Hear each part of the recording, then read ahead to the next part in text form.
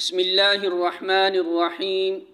حضرت بریدہ رضی اللہ تعالی عنہ بیان کرتے ہیں، کسی آدمی نے نمازوں کے اوقات کے بارے میں رسول اللہ صلی اللہ علیہ وسلم سے دریافت کیا تو آپ صلی اللہ علیہ وسلم نے اسے فرمایا، تم 2 دن ہمارے ساتھ نماز پڑھو۔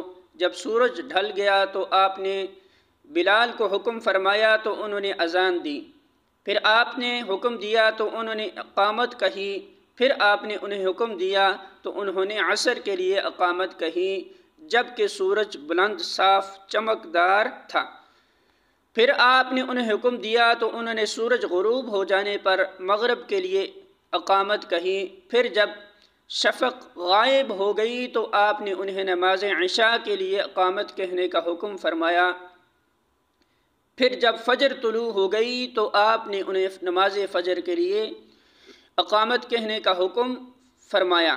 دوسرے روز آپ نے انہیں ظہر کو ٹھنڈا کرنے کا حکم فرمایا تو انہوں نے اسے خوب مؤخر کیا۔ آپ نے عصر پڑھی جبکہ سورج بلند تھا، آپ نے گزشتہ روز سے اسے مؤخر کیا۔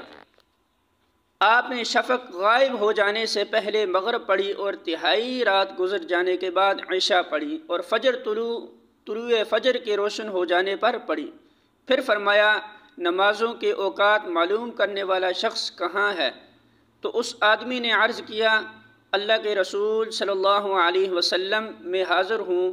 آپ صلی اللہ علیہ وسلم نے فرمایا، تمہاری نمازوں کا وقت ان اوقات کے مابین ہے جس کا تم ملاحظہ کر چکے ہو۔